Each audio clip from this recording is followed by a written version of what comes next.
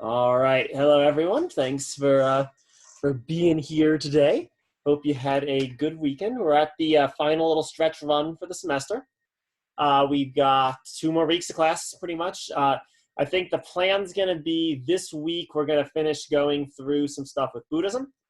So this will give us sort of our other non-Western perspective on this sort of question of religion that we've been exploring so far throughout the semester. So we had the quick little reading. I'm going to give you quick little readings, right? We're near the end of the semester. You've all got a lot of other stuff on your plates too. So we'll do, today's quick little reading. We'll have another probably relatively brief little reading for Thursday. Thursday will be our last daily assignment.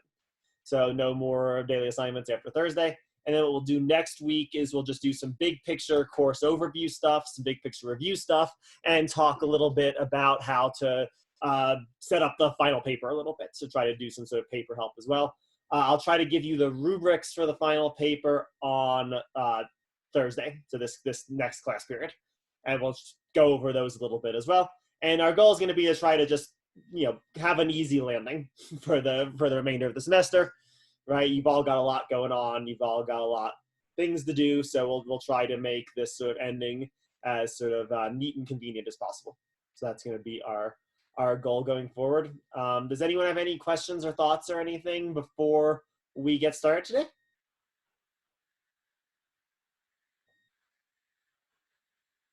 All right. Then let's just begin. Let's do a little bit of just big picture review of what we've been talking about the past couple of days. So up to this point, I'm sorry, what's going on? Yeah, everything's working right. Zoom's been acting up a little bit today. So all right. So far, we've really looked at two big accounts of quote unquote religion, what this sort of term is referring to, or more precisely, because I don't really care about the definition of the word, what phenomenon are we pointing to in the world when we try to study and understand this thing called religion? So Taylor gave us, way back at the very beginning of the semester, he gave us sort of an initial understanding that we sort of started from. A lot of your papers are very much on Taylor kind of terms. You're using a lot of the same sort of language that Taylor is using.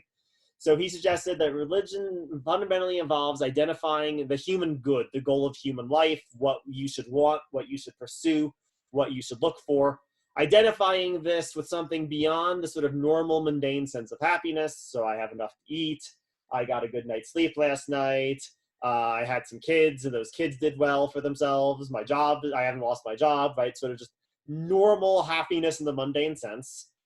That's not enough. We need something that goes beyond this, something that's rooted in what Taylor was calling the transcendent, where what we need to sort of attain our fullest flourishing in some sense involves going beyond this ordinary mundane sense of happiness. And this can be as individuals, it could be in terms of the community as a whole. In Christianity, typically this is God, right? This sort of transcendent source, right? Where what should I pursue? I shouldn't pursue in the most extreme versions of Christianity. I should be completely indifferent to my own mundane happiness. I should gladly, for example, be martyred and die horribly for the sake of a higher kind of happiness that can be realized through God, through following the will of God, through heneosis, as we've been talking about, through unity with God in some sense, in some heaven realm. Right. They have various different versions of how this can work, even just within Christianity itself.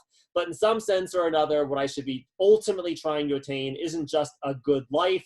It's to attain something on the basis of God, some higher kind of life lived with and through God. Not just God, though. We can find other sources too. We could be a polytheistic religion and have many gods. But what's key here is that this source be something transcendent. So we spent a lot of time since we've gotten back from spring break trying to figure out what we sort of mean by this idea of transcendence. We sort of traced it in sort of its Platonic roots, and then saw how that sort of got taken up within Christianity, how it gets taken up within Judaism, and a little bit in Islam too. So it's on the basis of this kind of account, and this is very explicitly Taylor's project, right? His goal was to sort of describe secularism. What is a secular age? What is it to be not non-religious in some sense? So on the basis of this kind of account of religion, it becomes possible to distinguish those who are religious from those who are non-religious. right? So presumably the religious believe in some transcendent source, some transcendent foundation for their lives, and the non-religious will deny that there exists such a transcendent source. Instead, maybe it is all, again, there's all to be all kinds of variants, but maybe one version of this non-religion would be instead trying to ground everything in science or empirical reality, so some kind of immanent reality as opposed to a transcendent reality. And most of your papers, still through the last draft that I went through. Oh, by the way, everyone should have gotten paper grades back if you didn't get in touch with me, because that means something's gone wrong. I finally finished them over the weekend. But looking through that second draft, most people were still roughly on this page. This was still roughly the sort of line of attack that most people were taking to articulate religion. And most people were very much working from the assumption that there's sort of like what you know based on religion, or blind faith, as some people were calling it, on the one hand, and what you know, and where that's how you figure out what's going on with this transcendent stuff, versus empirical reality knowable through natural science. Right? And so there's religion on one hand, science on the other, or scientism, if not science itself. That only makes sense on the basis of this first kind of account of religion. But of lately, we've actually started to look at a different sort of account. We've left the Western world behind a little bit, and we turned to the Islamic tradition, and also, I think, what Plato meant by religion as well, where religion turns out not to be rooted in any particular set of beliefs about transcendence or anything of that sort, but the way that the Islamic tradition that we were looking at, the sort of defined religion, or deen, or mila, right, these words that only can loosely be translated as religion. Right? Religion is the way of life of a people. Whereby, what do I mean by a people? I mean some broadly conceived community, right? As can be as large or small, perhaps as needed. Right? So it's the way of life of this community, and the way in which that community sort of strives to attain happiness. So there's actually a very strong similarity here. Both of these accounts are rooted in how human beings go about trying to attain happiness. And on Taylor, however, there's some very particular way or understanding of happiness that I'm rooted in. For Taylor, it was a transcendent kind of happiness. Within the Islamic tradition, however, we don't see that same emphasis. Neither when Al-Farabi was defining religion, nor when Al-Ghazali was doing so, did either of them define it in terms of belief in God. They both think, obviously, the true religion, right, the best religion, will involve a belief in God, because that is the way in which happiness can truly be attained. But it's not actually part of their definition itself. Their definition itself is that religion is just the way of life of a people, and how that community, through their way of life, tries to live or attain happiness. So this can be in terms of transcendence, as it is in Islam, but it can also not be, right? And Islamic theologians are pretty, from the ones that I've read, they're pretty uniform in stating this, that Western-style secularism is just another religion. So to say that the Islamic world should adopt church-state separation is to say that the Islamic world should stop being the Islamic world, and that everyone should just become Westerners, right? Because Western secularists, they too lead a way of life. They advocate for that way of life. They think that way of life is the way to realize happiness, namely the way of secular humanism. Right? And again, it might be the case that this sort of like Western way of life is sort of not super well articulated, or it's not incredibly clearly defined, at least in the same way, say, that Al-Ghazali was able to define exactly what was involved in the Islamic way of life. But that's sort of beside the point. That might mean the Westerners have a bad religion, but it doesn't mean that they don't have a religion, right? And it's intended to accomplish the same goal again. We all want happiness, and we all want the sort of realization of the happiness. If you were to give this kind of account, and a few people in their papers did, if you were to give this kind of account, it doesn't really make sense to call someone non-religious. That's not really a relevant category exactly. Western-style anti-religiosity itself would just be another way of life, and so therefore another religion. Right? Again, notice that also here, there's no particular reference to any kind of faith as being part of this definition either. Right? Faith maybe is something that, again, is necessary for leading a good Islamic life. It's part of the Islamic way of life, or maybe part of the Christian way of life. But in very broad terms anyway, this definition does not require any particular structure to how you live, just that you'd be living in some way. And since everyone lives in some way, everyone has a way of life, everyone has some form of religion, no matter how sort of poorly articulated or broken down it may or may not be. So that was just a little bit of backdrop of what we've been talking about of late. We're going to talk about Buddhism today. The interesting thing about Buddhism is that it's going to sort of fit uneasily in either of those sort of accounts. It's going to be way closer to the Islamic account in a lot of respects. But it also, Taylor had used Buddhism as an archetypical example of what he meant by transcendence, actually. It's going to be very interesting. We're going to start, at least a little bit, maybe at the end of class today, talking about whether or not there is any real notion of transcendence involved in Buddhism. How is what Buddhism is articulating similar to what the Islamic tradition was articulating? How is it different? And how is it different maybe from the Taylor account too?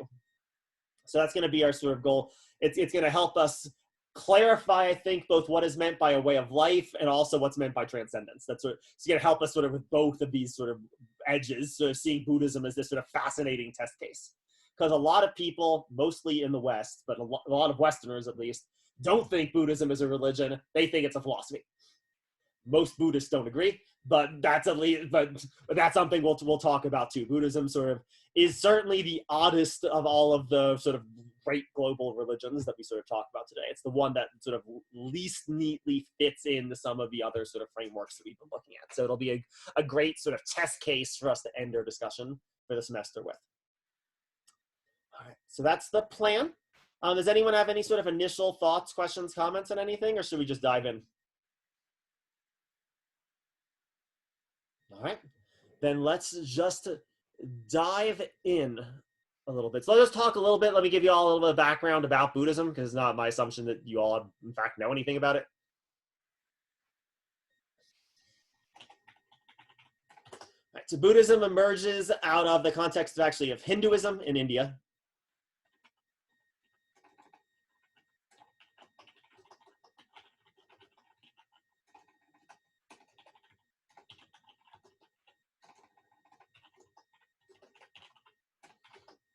Right. The founder of Buddhism is the Buddha.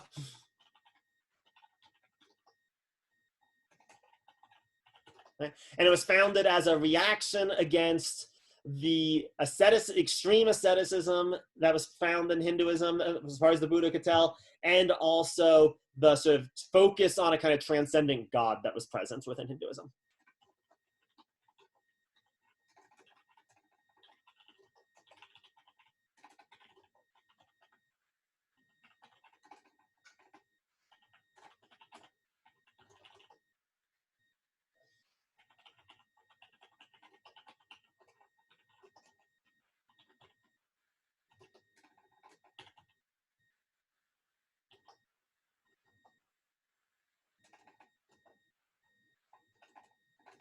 Never mind. I'm not going to get into Hinduism. I was trying to figure out how much to go into Hinduism. We're not going to go into Hinduism that much. You can think of Hinduism, it's the most, of what we've talked about so far this semester, it's the most like what I was calling pagan Platonism. Is probably the closest analog, where the goal is a kind of unity with this transcendent one. And again, Plotinus himself actually studied with Hindu yogis in India as a Roman legionary. So there's real overlap between what's going on in Neoplatonic thought and Hindu thought. So Hinduism's got a strong transcendent focus. It focuses on asceticism. So does Buddhism, but it's at least the Buddha thought it was a more extreme form of asceticism, we could say. So superficially, this is making it seem like Buddhism is not going to involve transcendence to any great extent.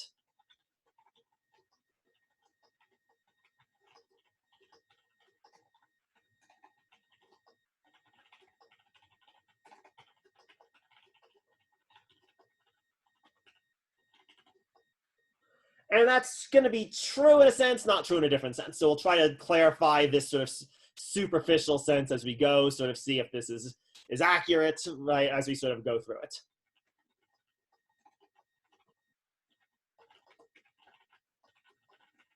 Right, so we'll sort of keep this in the back of our mind anyway. Is Buddhism involving anything transcendent? Key thing about Buddhism is that there is no deity that is worshipped in any meaningful sense.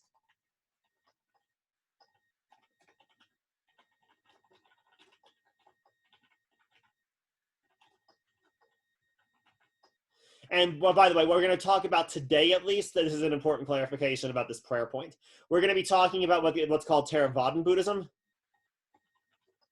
which is the oldest form of Buddhism, the one that originally emerges in India.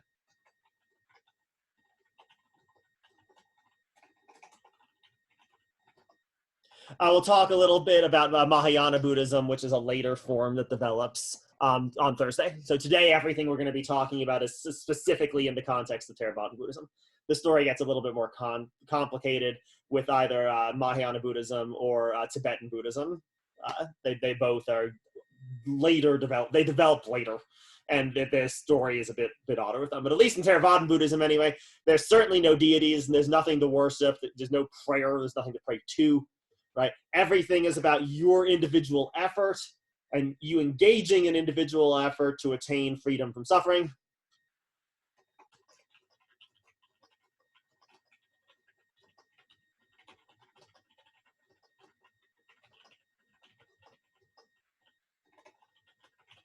And this state, it's weird to call it a state, this being free of suffering, the word that gets given to that is nirvana. But this is not like a place. You don't go to nirvana, right? This isn't some sort of transcendent realm. The Buddha says it's actually effectively indescribable. He's not going to try to describe it to you. The only characteristics he attributes to it are all negative. This is freedom from suffering, so a state of not suffering. Right, so it only gets defined in the negative. He doesn't give a positive description of it. So in that sense, at least you can maybe think of sort of the negative theology stuff. It can only be defined as what it's not, and what it's not at root is suffering. All right. Now this could take a very long time. Okay. Indeed, it could potentially take millions upon millions of lifetimes to actually attain this state. So the span of time that we're talking about here is quite large, but nevertheless, it's something that's attained by you as a human.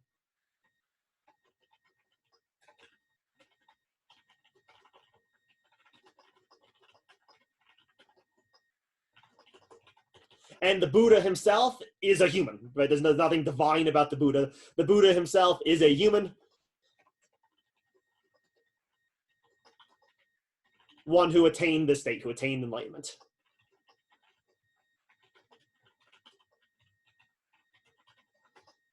And offers us the path to attain what he himself attained.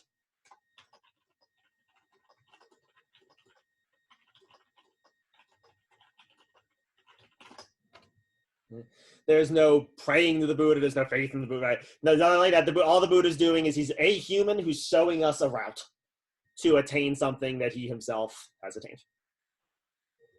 All right. There's one other key concept in Buddhism that we're not really going to talk about at all today. Really, actually, two. You probably have heard, even if you don't know much about Buddhism, you probably have heard talk about Dharma and karma. We're not going to really talk about what either of these mean today in any sort of great depth. We'll take these two concepts up a little bit on Thursday. But what they loosely are, the Dharma is sort of just the truth of how the world works. And karma is the results that follow from your actions.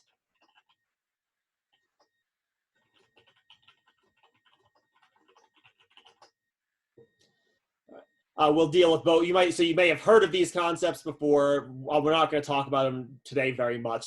I'll sort of suspend this. We'll put these two on hold a little bit and talk about them in much greater depth on Thursday. They're going to directly, and both of these concepts are very strongly going to sort of pertain to the question of whether or not there's really any sort of idea of transcendence at play within Buddhism, where they're possible. Like, I think Taylor is wrong that nirvana should be understood as something transcendent. The Buddha is pretty straightforward that that's not the right way to think about it. But Dharma and karma are possibly candidates for sort of transcendent forces or transcendent powers. That we'll talk about those next time.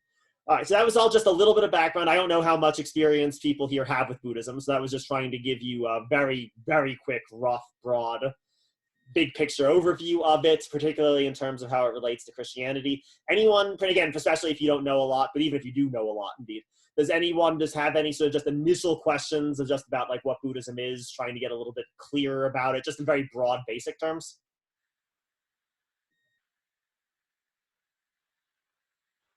Right, so everyone's okay on at least the basics.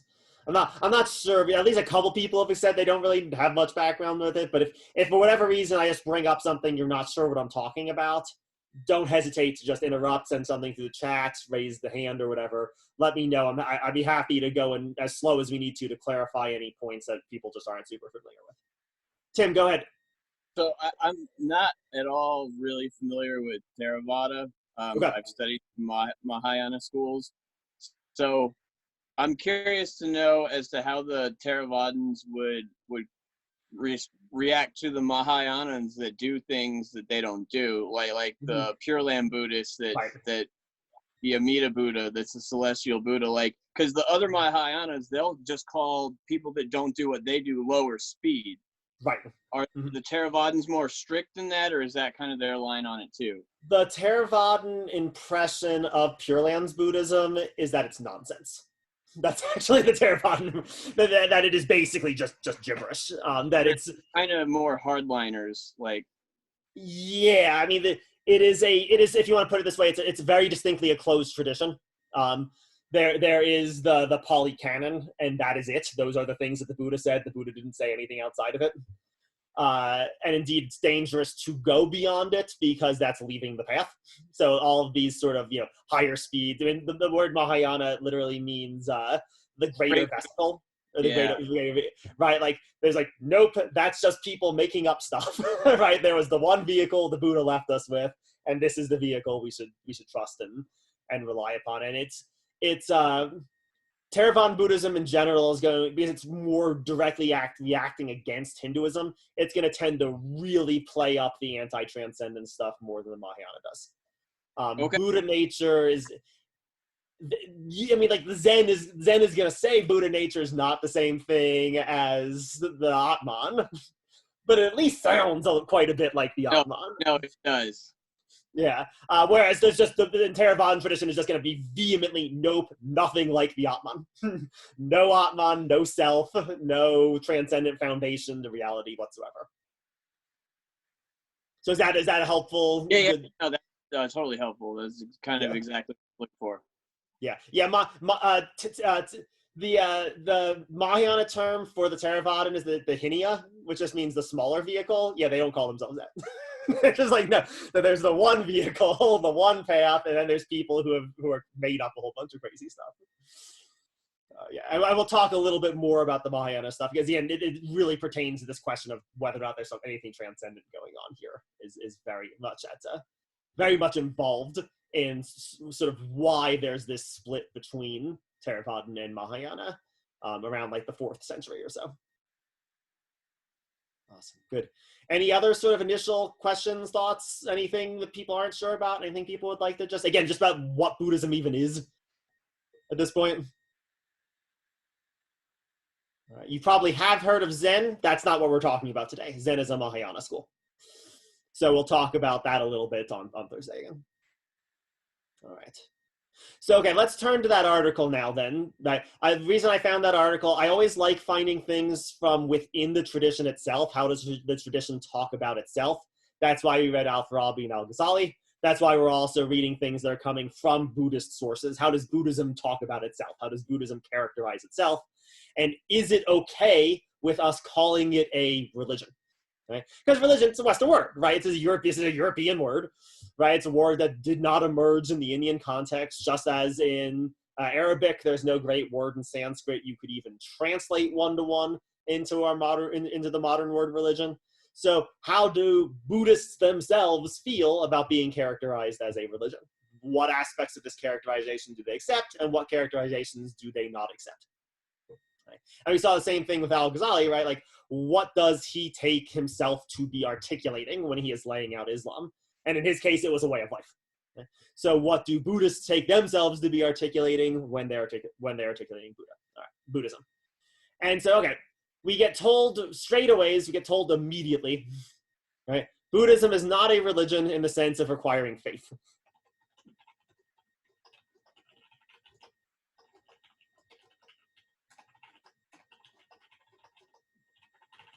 And this is characteristic about Buddhism in a lot of ways, actually.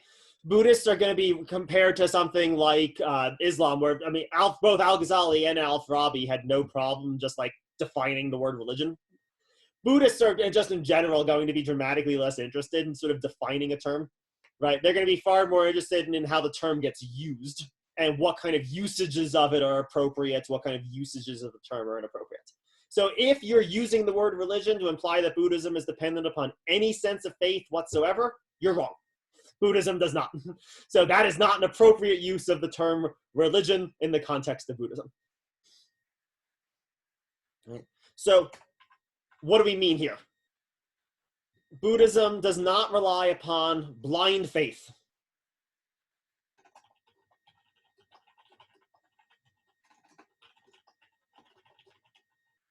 Right? No blind trust in anything, including the teachings of the Buddha.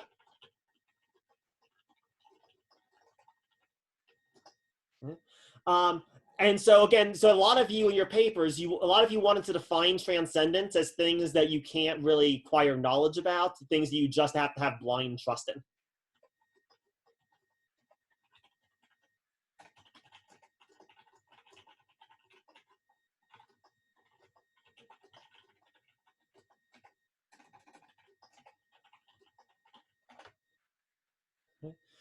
There's nothing transcendent in Buddhism if that's what transcendent means.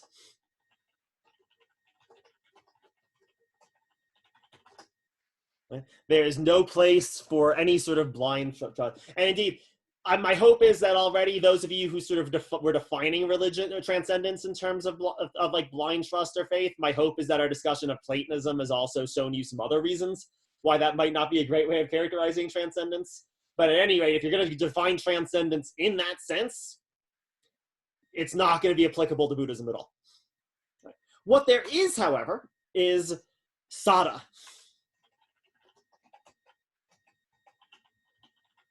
which this reading translates for us as confidence. There is saddha, or confidence, in the Buddha. Okay. But this is not the same thing as just blindly accepting what it is that the Buddha says. Right? This is confidence that is sort of born out and that you have as a result of your confidence in the things that you have experienced from the Buddha.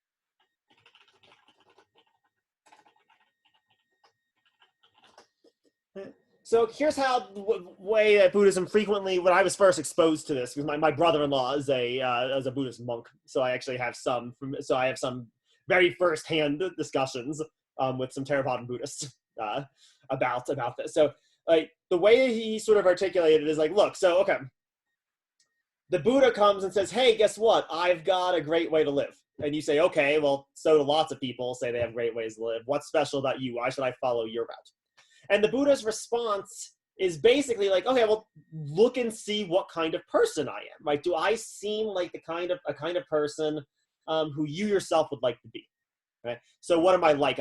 I'm sort of unperturbed. You don't see me getting angry. You don't see me getting upset, even when misfortune befalls me. And you need experience with me to do this, right? You have experience of me.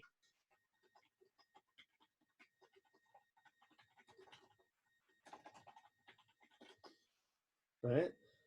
And so on the basis of this experience, you're just going to have to decide, do I look like I have any sort of wisdom that might be worth your time? And if you conclude, no, Godspeed to you, sir, go off, have fun, go live your life. But if you look at me, look at the way that I'm living, and you look at sort of the condition that I'm in while living, and you say, I might like some of that, and you seem like a trustworthy guy, you seem like a guy who maybe has something useful to offer me, then follow my path. Okay? So this is faith in a sense, but it's rooted in experience.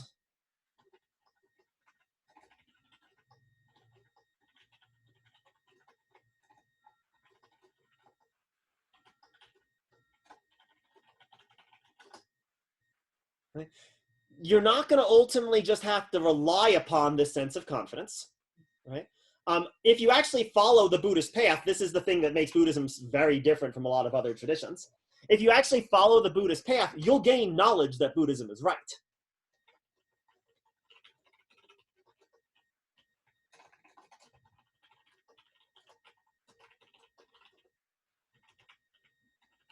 And he means knowledge in the Buddha means knowledge in a strong sense of the word. This is not just like, oh yeah, you'll sort of get it. Like, no, you'll know it with certainty.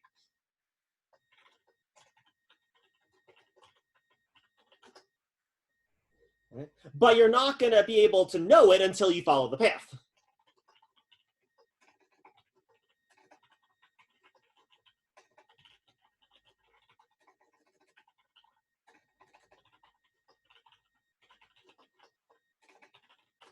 So you must begin from having confidence that the Buddha is basically starting you in the right path.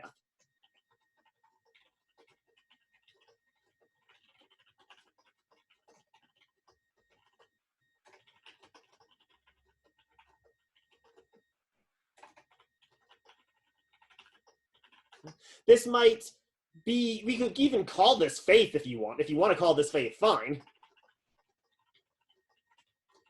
But there's nothing blind about it. You have this confidence in the Buddha because of your experience with him, if you are alive at the same time that he was, or because of your experience with other monks, or because of your experience of practicing Buddhists, or because some of the stuff you heard the Buddha says matches up with your sense about your own life. You're like, oh, that seems like a good way of thinking about myself. Maybe I'll try seeing what other things the Buddha has to say, right? You need some kind of confidence, but there's nothing blind about this. So that's sort of a first point. So if by religion we mean blind trust, that's out. Okay? Interesting thing to note here, this talk of the kind of confidence, this sada, it's actually very similar to how Al-Ghazali talks in some of his other writings about why he's so confident in Islam, right? And it's a similar kind of confidence. It's a basis of sort of experience of people. He said the exact same thing, that like, if you read the life of Muhammad, you're going to be like, that seems like a good guy. That seems like a guy who's worth following. So I'm going to put my trust in Muhammad, follow his path. Right? Similarly here, this Buddha, there seems something good, worthwhile about him, so I will have confidence in the path that he is sort of leading us out. This isn't blind, though. And I saw this in some of your papers, this language, so that's why I wanted to emphasize it a little bit. Right? There's nothing blind about this. There's nothing like, oh, I just believe this because I believe this, or I believe it because people told me to believe it or something, right? It's based on a kind of experience of the world. It's experience of other people.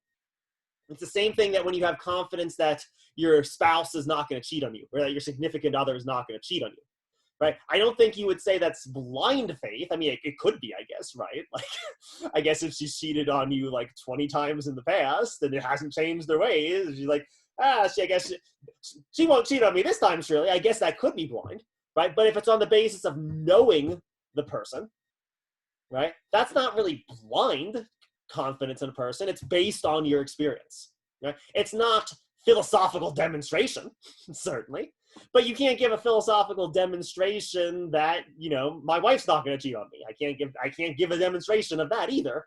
That's a kind of confidence. This is a kind of knowledge claim that we rely upon all the time. It's not the same as the kind of knowledge claims that are in science either, but it is a kind of knowledge claim. So how are we doing so far? We good so far? This first point, any questions? So note that this is also different than what Plato was saying. Plato was saying you could actually know in the sense of like demonstrate the forms. So you can know that the transcendence was actually knowable, Plato thought, right? Here, it's knowable in a sense. It's knowable in a kind of like a sense that you can have sort of rational confidence that there's a path that's worth following. And this goes along with the various sorts of things that the Buddha says that you can't directly experience, because much of what the Buddha says is available for direct experience, but some things aren't. So this goes along with things like, for example, reincarnation, right? Or karma or dharma, right? The law of karma. Right? That's not something, at least, that when you first get started in your practice anyway, you're going to have any ability to experience. I mean, at least in principle, at high enough levels of practice, you will actually gain firsthand experience of these truths too.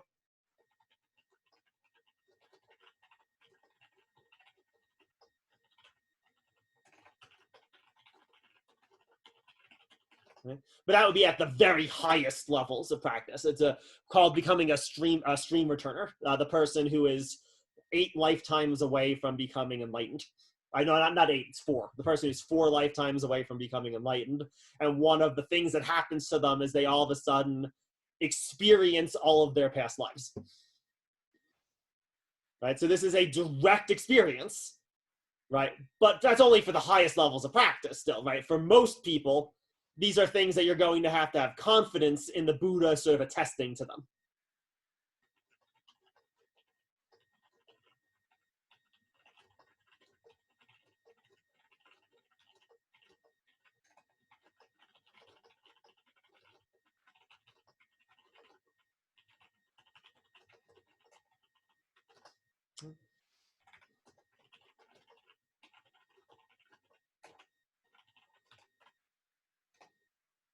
All right.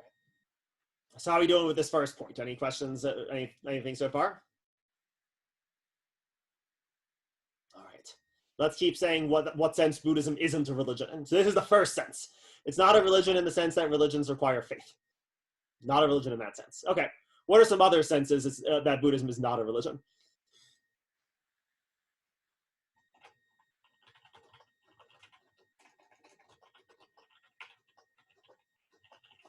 It's not a religion in the sense that anything external to you can bring about your own salvation.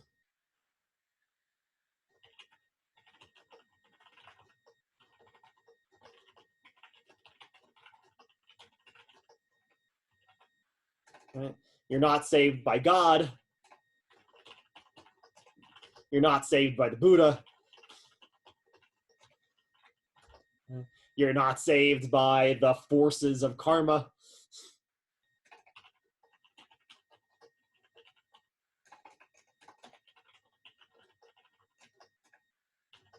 Or destiny isn't going to save you. None of this is relevant. If you're going to be saved, you're going to be saved through your own power.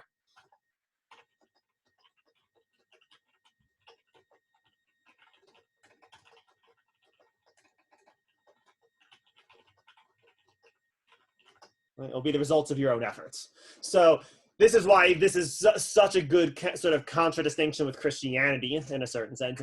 In a lot of ways, Buddhism and Christianity are quite similar. They're the only 2 religions that are completely grounded upon the concept of suffering. Right? Both Buddhism and Christianity are completely articulated as cures for the problem of the suffering of life. Right? And there's elements of it in Judaism, but not to the same extent. It's really not. It's actually surprisingly not present in Islam. Actually, God as some sort of salvation for the suffering of life. It just doesn't really come up very much. Christ through suffering on the cross, that makes suffering then integral to Christianity as a whole. And the same thing is true in Buddhism. The central problem of Buddhism is the suffering of life and how to escape the suffering of life. So in that regard, Christianity and Buddhism are quite similar. They're quite closely related. And they're really the only traditions that make suffering so central, at least of the big ones, the big global religions. They're the only ones that make suffering such a central notion. But their solution to suffering could not be more opposed. The Christian solution to suffering is, in a sense, to be saved through Christ, at least especially within the Western world, within the Catholic and Protestant Christian traditions anyway. What saves us is faith in Christ. Christ is what saves us. Christ is what frees us from suffering. In Buddhism, the Buddha does not free you from anything. Right? You're going to need to free yourself from it. And indeed, you have the power to do so. Precisely what the Catholic and the Protestant world deny. This was what was called, I don't remember if we actually talked about this in this class. I think we talked about it a little bit, the Pelagian controversy. It was a long time ago, though. The Pelagian controversy in Christianity was in the early days. There's a guy named Pelagius. This is around the 4th century or so. There's a guy named Pelagius who said, hey, guess what? God gave all of you the power to not sin. So great. So you just need to stop sinning, and then like life is going to be great. And then St. Augustine comes along and's like, no, that's a blasphemy. We are powerless in the face of sin. And indeed, in the Western Christian world, so in both Catholicism and Protestantism, this is the Orthodox position. The Orthodox position is that we are powerless in the face of our own sin, and must therefore give up our control to some sort of higher power. You hear this in Alcoholics Anonymous, right? This is sort of a watered down version of that same sort of idea, right? I'm powerless in the face of my desire, and I have to sort of give up control over myself. The Buddhist position is the exact opposite. The Buddhist position is, if you want to stop suffering, stop doing stupid things that cause you to suffering. How do I do that? The Buddha will tell you, follow the Buddhist path. Right? The path here is one that you yourself are the initiator of. It's one that you yourself sort of lead the progression toward.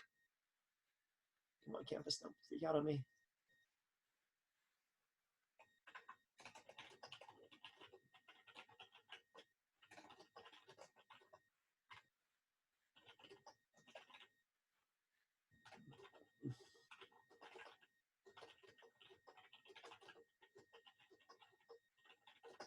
Right? So the Buddha is indeed needed, right? The Buddha is a teacher, right? He's an enlightened one. He's the one who has walked the path before and is capable of articulating the path to others. That's actually, within Theravadan Buddhism, there's a couple different levels of enlightenment. The Buddha is the highest level of enlightenment. What makes him, all the kinds of enlightenment are people who have walked the path, but the Buddha is the highest level because he can then articulate the path to others. He can teach other people how to follow the path too. Right? But you're the one who's going to have to walk the path. The Buddha's not going to do anything for you.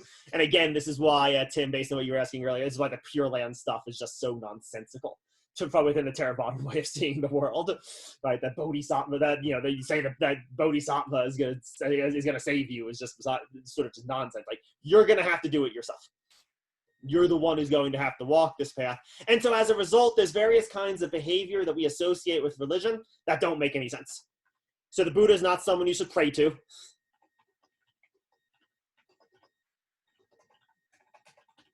Right? The Buddha couldn't even help you if he wanted to.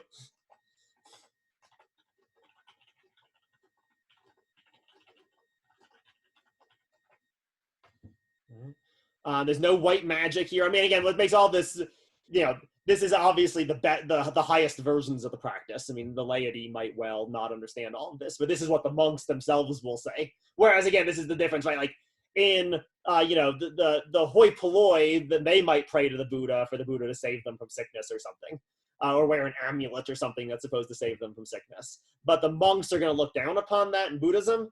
In Christianity, the monks too pray to God in various sorts of ways, right? Because God's salvation is needed. That's the best interpretation of the Catholic and Protestant Christian traditions, right? And it's not at all the best version of understanding this. So don't pray to the Buddha. Don't worship the Buddha. Right? Don't just blindly do whatever the Buddha tells you.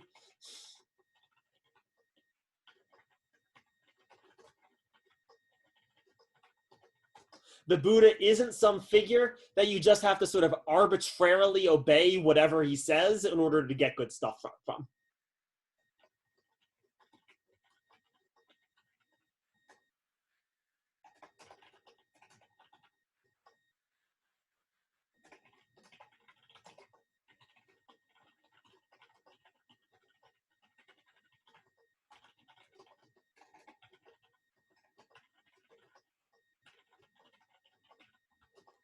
And again, I mean, this would be a pretty bad understanding of Christianity too. Like, I mean, this wouldn't be the best way of understanding what faith in God means in Christianity either, but it is a way that faith frequently gets articulated in the context of Christianity, at least.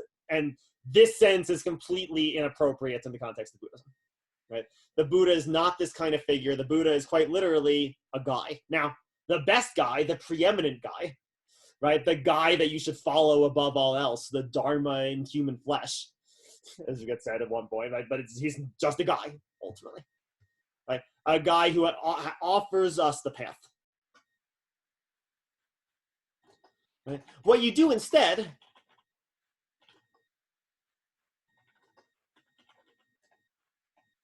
you meditate, right? And maybe you even meditate upon the Buddha.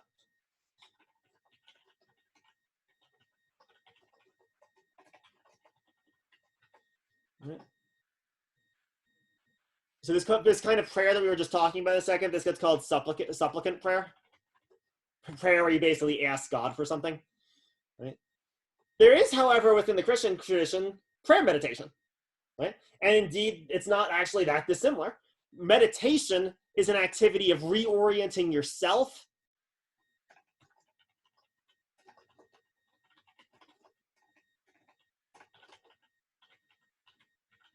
or training yourself to focus on what's truly important.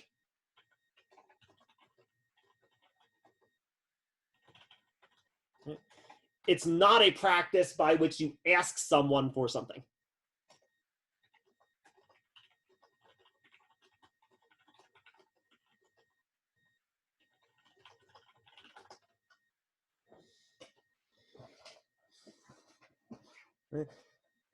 And so, again, this is a self-activity, right? Like what I'm doing when I'm meditating, even if I'm meditating upon the Buddha, right? So if I'm staring at a statue of the Buddha as a meditation object, what I'm doing there, I'm not like worshiping the Buddha. What I'm doing is I'm sort of like contemplating and considering and like orienting myself toward the way of life that the Buddha himself is articulating and trying to instantiate this within myself. Right? So if I'm focusing on the Buddha's acts of kindness, what I'm trying to do is make myself kinder, orient myself toward that kindness. If I focus on, stories of the Buddha healing the sick, I'm trying to orient myself to be a healer, right? To be someone who tries to heal others and tends towards others, to care for the world. I'm changing the way that I orient. Again, the same thing is present in Christianity, by the way. This is what prayer meditation is in Christianity, right? Where you try to sort of make yourself conform to the right way to live, the right path. Within Christianity, that's the will of God. Here, it's just to the truth of reality. So you try to conform yourself to the actual Dharma. Right. So how are we doing with this? Is all this still clear? All this still making sense?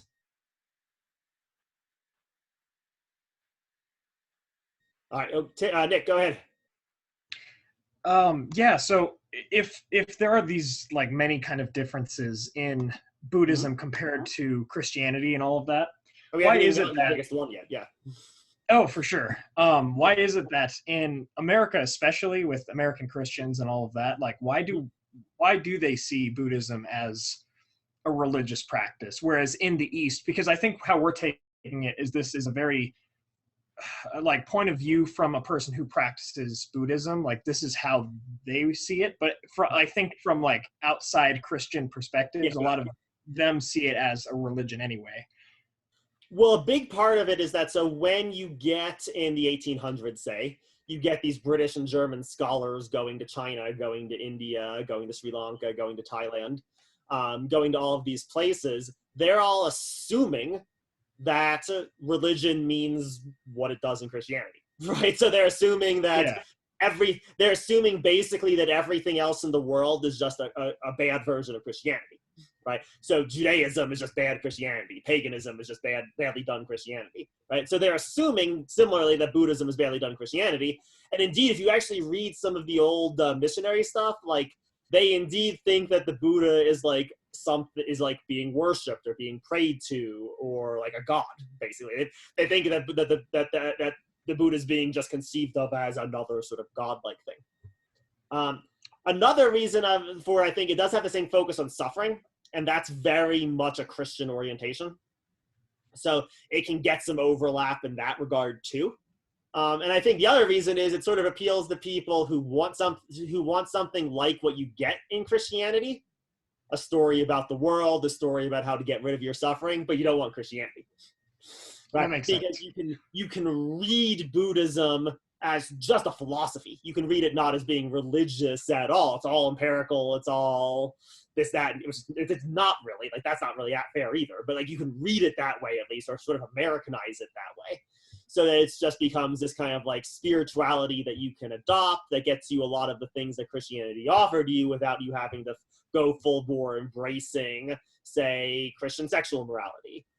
Though indeed Theravadan Buddhist sexual morality is way more strict than Christian sexual morality, in fact, right? But again, we're not actually engaging, we're not talking about people engaging in the tradition as it really is, right? But engaging in sort of what they can get out of it, turning it into another form of that spiritualism that I can use for my own sort of philosophical journey. With, in fairness, a little bit of, yeah, a little bit of just sort of like racist appropriation too thrown in. So it's almost this projection of this Christian hierarchy narrative onto how they perceive Buddhism and this Eastern philosophy. Exactly. Yeah. Gotcha. And so there's similar things with Islam, with the way that Islam gets talked about too. Like those first wave of European scholars are just assuming that everything is basically the same thing as Christianity, but therefore just bad, because otherwise it would just be Christianity if it was like a good version of it. So they're basically trying to read everything as Christian, or as Christianly as possible, at the cost of very much distorting it in a lot of cases. So is that helpful? Yeah, for sure. Thank you. Absolutely. Good. Any others with the second point? Because the next thing we're going to do is the more extreme, not Christian sense in which Buddhism is not a religion. So any others with either of these first two, or should we just get to the big one? All right, let's just get to the big one then. Another sense in which Buddhism is not a religion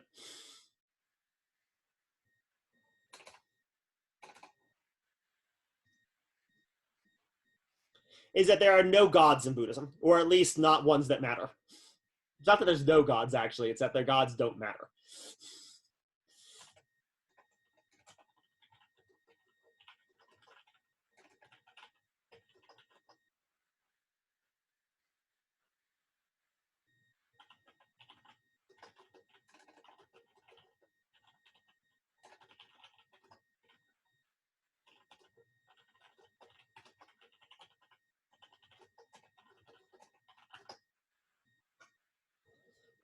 And it's better than saying Buddhism is atheistic. I mean, it's actually of the great religions, the one that Islam gets along with the worst is Buddhism.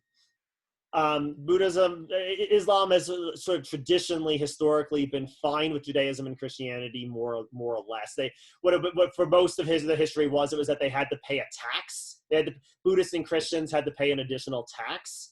But it actually wasn't more, because it wasn't actually like a greater burden, because all Muslims had to pay a sort of a tax too, the tax that went for Muslim charitable givings.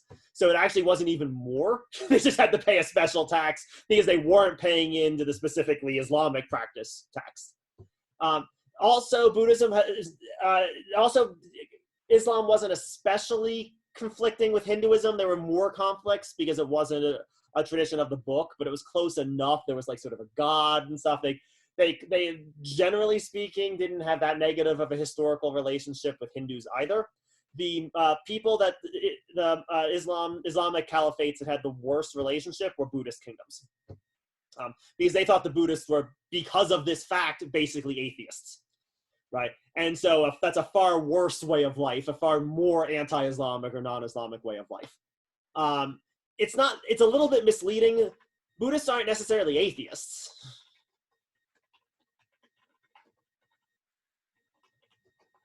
At least in the Theravadan tradition, the Hindu pantheon more or less gets preserved.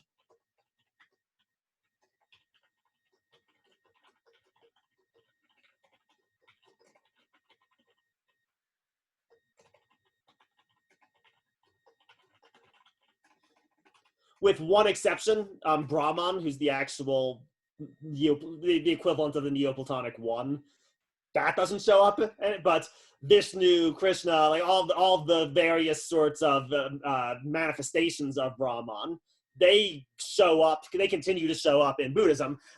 Indeed, they actually all of them prostrate themselves before the Buddha.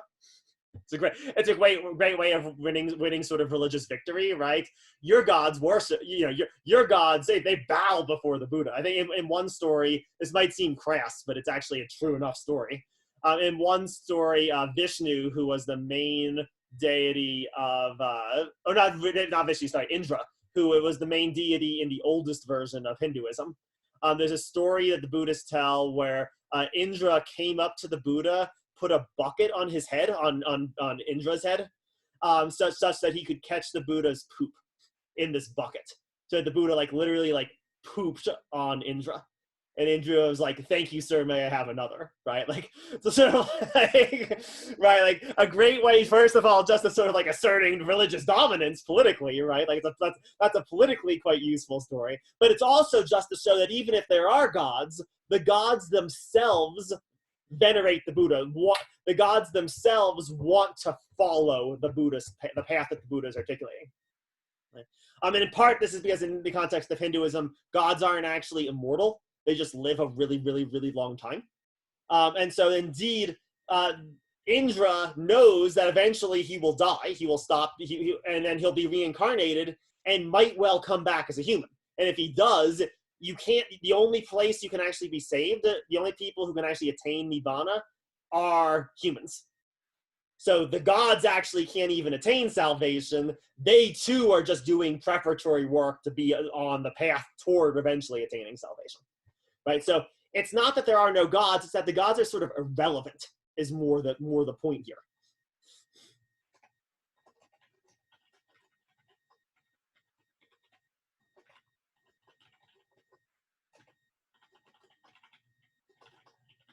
The way one of my teachers, when I was in college, I studied with someone who was just a Buddhist expert. The way that he sort of put it was like, yeah, you might think it's great having like 50,000 years of celestial bliss in a heaven realm, but just imagine how much it's going to suck when you die there and then have to go wait in line at the DMV.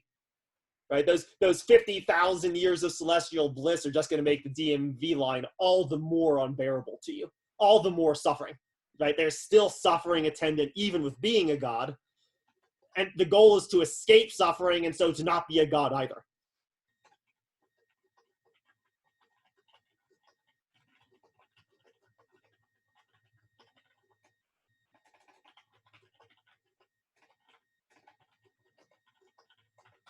Right?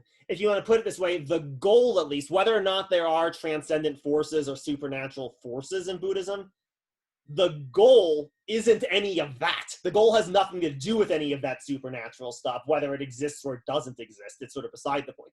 The goal is sort of an entirely immanent goal. The goal is to be free of suffering.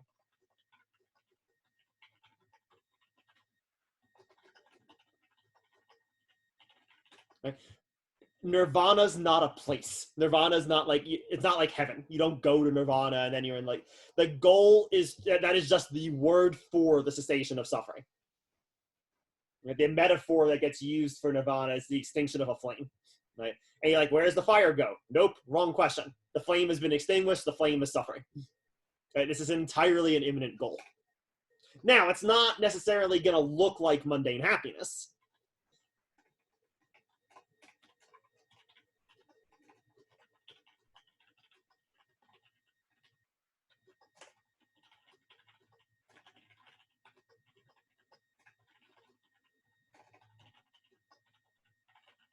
Buddhist monks are precisely people who are not concerned with whether or not they're going to get fired from the job because of all this quarantine stuff and the dramatic funding that the university has suffered. Whoops, did I say that out loud? Sorry. That's mundane happiness. That's a mundane concern that your professor might have, right? That's not the kind of thing a Buddhist monk is going to be concerned with, right? So the Buddhist monk is still not going to be concerned with mundane happiness. Right? It's still going to be some different sense of understanding happiness, a different sort of path that's being pursued, but it's not transcendent in the sense of being rooted in attaining something transcendent.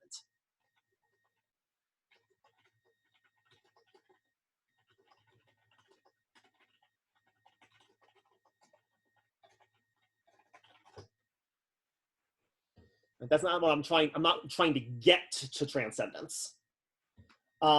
And indeed, this is why Nietzsche throws it in with Christianity. Actually, he throws it in with Christianity because to him, this just seems like the ultimate like life haters. Like the Buddhists are, as far as Nietzsche is concerned, the Buddhists just hate life more than anyone. What does it mean to be free of suffering? It means to die. And you say, why don't you just kill yourself? Unfortunately, killing yourself in Buddhism is the most sort of fruitless venture you could engage in, because you'll kill yourself and then just immediately be reincarnated but now in an even worse position as a result of the negative karma that's accrued through your act of suicide. So it's sort of like the ultimate like self-own is suicide, right? It's just the ultimate failure you could engage within. You didn't even succeed at that. You killed yourself, and now you're right back here in a worse position, right? So, but still, it's a kind of like nullity. It's a kind of like self-nullification, a nullification of life. And so that's why Nietzsche throws it in with Christianity, despite how poorly it fits in otherwise. To him, it's still a kind of nihilism. It's a kind of a hatred of life or a denial of life. All right. So this is the most sort of extreme sense, right? For all of you who are defining religion in the sense that religion sort of is dependent upon gods, transcendent gods, being oriented toward, in any respect, transcendent gods, Buddhism is not a religion then. You have kicked Buddhism out of the club because Buddhism is not in the slightest bit oriented toward transcendent gods. Even if there are such gods, it's not oriented to them. They're not the point. They're sort of irrelevant. They're beside the point. That doesn't mean there's no notion of transcendence in Buddhism, but at the very least, it's not oriented toward transcendence in the form of gods. And I think the reason why not is God, this idea of God just seems like arbitrary. It's just like, a God is basically like a dude, a person, a will, something that wants things. There is no person who wants things controlling your destiny. Your destiny is the result of you and your actions, right? And so therefore, there's no need to be oriented toward anything transcendent. The goal is something entirely imminent. The goal is entirely something that you can realize in the course of life. It will be a weird-looking life. It's not the mundane, normal life, but it's still a goal that is to be realized in the course of life. So how are we doing here? Are we still good? Is this still making sense? People got questions, got thoughts about any of this? All right. If we're good, then let's get to the end. Let's get to the very end of that little piece, right? Where he says what sense in which he'd be fine if you wanted to call this anonymous author, because I don't actually know who wrote this. It's from those big Buddhist sort of source of information for Westerners. But whoever this anonymous author was, this is a sense in which he'd be fine if you wanted to call Buddhism a religion.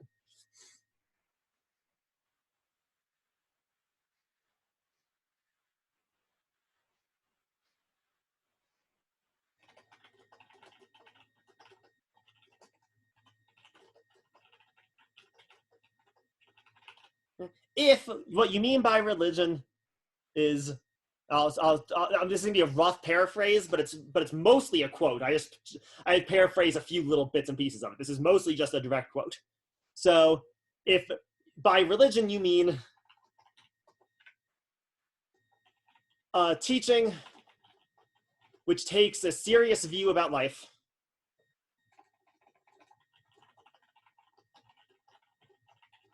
and how it is to be lived,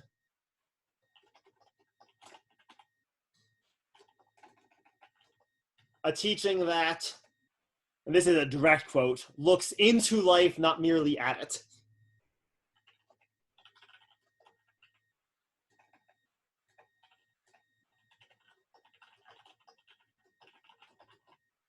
Which is a fascinating formulation that we're going to want to return to that formulation in a second.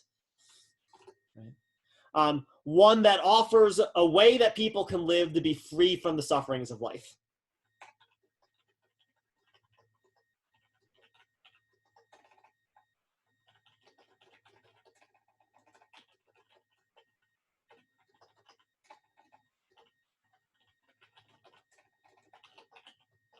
If that's what you mean, if all that's what you mean, well, then not only is Buddhism a religion, Buddhism is the religion of religions. It's a paradigmatic religion.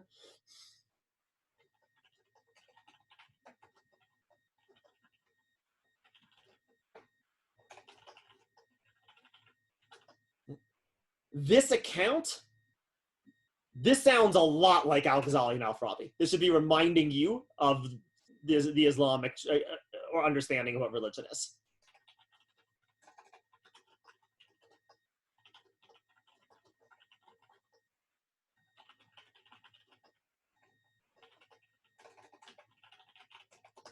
Right? A way of life. If that's what you mean, Buddhism is indeed a way of life. Indeed, it's not just any way of life. It's a carefully considered way of life, a thoroughgoingly, clearly articulated one that gets at the truth, in some preeminent sense, and the one that will actually help you attain the goal of life to be free of suffering. Right? All we've done is replace happiness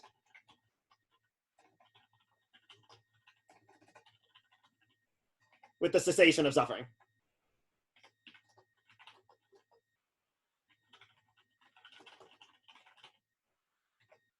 And those two are at least quite similar. There's at least a very close connection, at least, to being free from suffering and attaining proper human happiness. Those ideas should, if not the same, and they're probably not the same, actually. Those ideas are probably meaningfully distinct, but they're at the very least of the same sort. They're after the same thing. They're looking at a good human life in some broad sense of the term.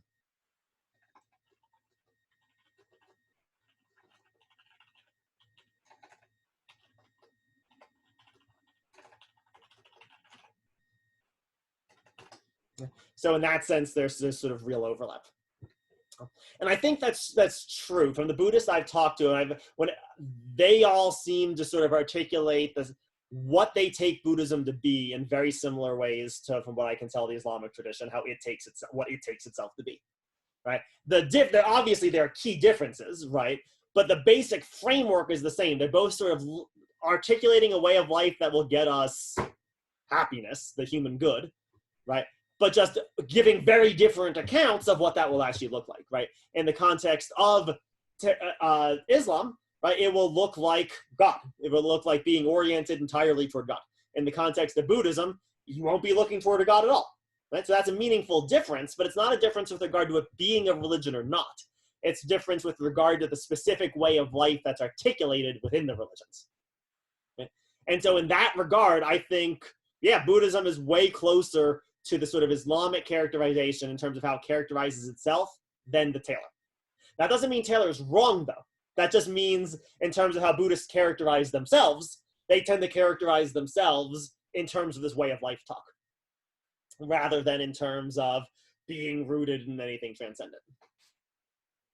So again, how are we doing? Just want to pause again. Any questions, comments, thoughts about that? My guess is from all the stuff we did last week with the Islamic stuff, you should be reasonably familiar with what's going on there. William, go ahead.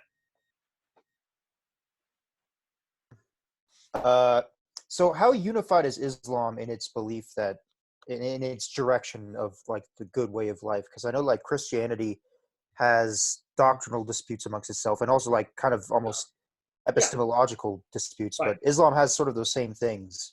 Absolutely, yeah. There are indeed even within Islam splits about what constitutes the correct way of life.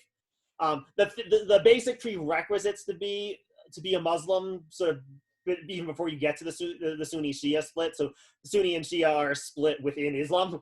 What makes it a split within Islam, at least according to Al-Ghazali anyway, he articulates the central beliefs are that there's one God, so it's a monotheism. That Muhammad is the last prophet of that God, so that God spoke through the person of Muhammad, and that therefore there will, because of what Muhammad has preached, then that there will therefore be a end of days at which mankind will be judged for its sins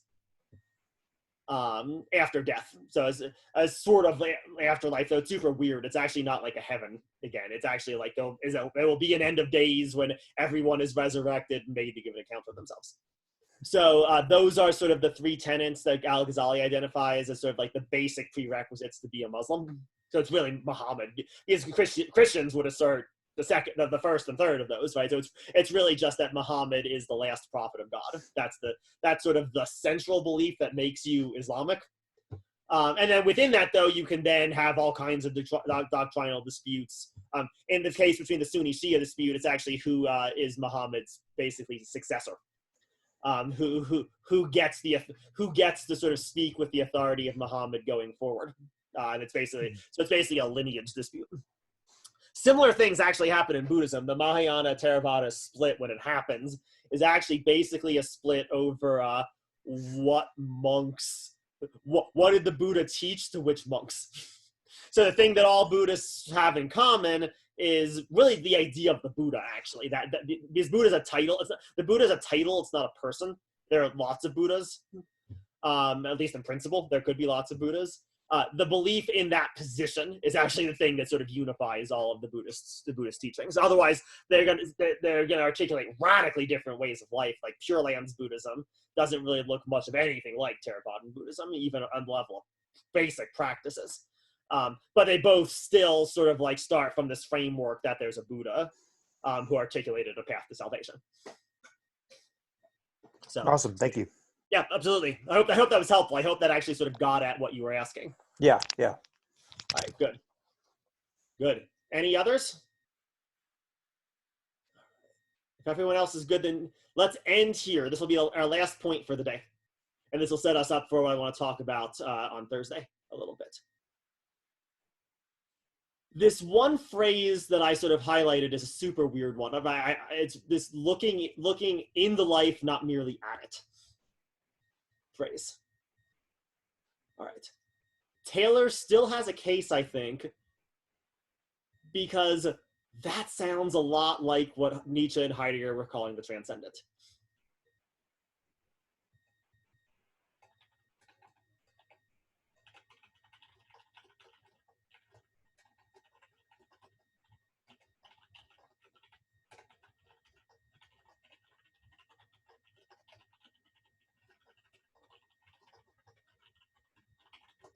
In particular, it sounds like this sort of Platonism about truth.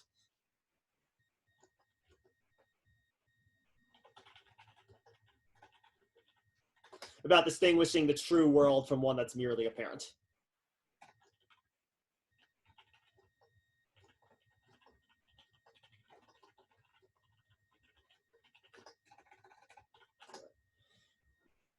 And indeed, there are going to be ways of articulating Buddhism that fit within that. There are also going to be ways of articulating Buddhism that do not fit within this at all.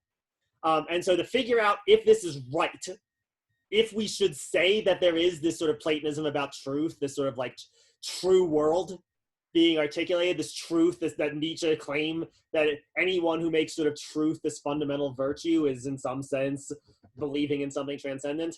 We're going to have to figure out the word that would most readily be translated as truth, and we're going to see this is a deeply complicated notion. The word in Sanskrit that you would translate as truth is the word dharma.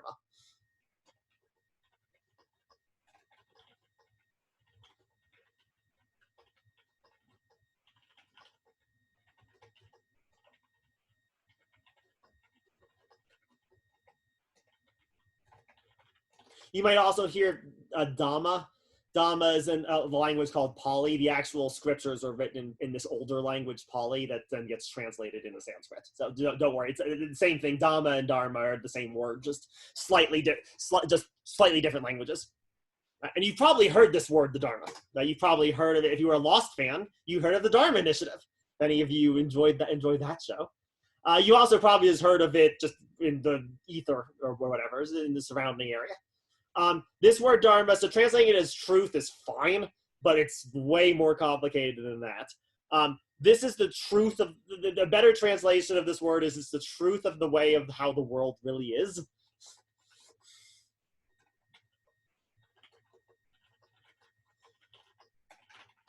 This word is almost impossible to translate. Like it's one of the hardest words in Sanskrit to translate in English. The way that one thing that I'm going to have you read for next time puts it, this word seems to mean almost everything. And indeed, it does. Indeed, this word does. What we're going to start with next time, there's also another related word to this, the word karma.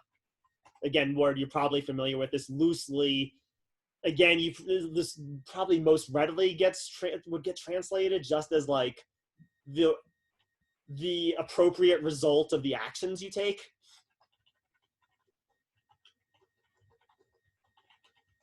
Right. These two concepts in Buddhism, in Theravadan Buddhism and then how it gets taken up in the Mahayana, these are possible candidates for something transcendent.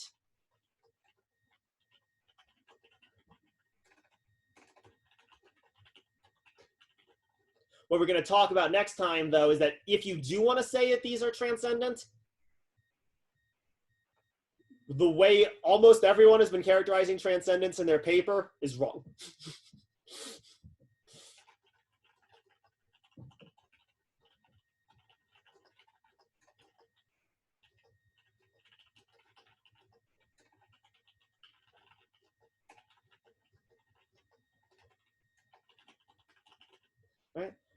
because both of these things are going to mean something way closer to a law of nature and physics than they're going to mean to God.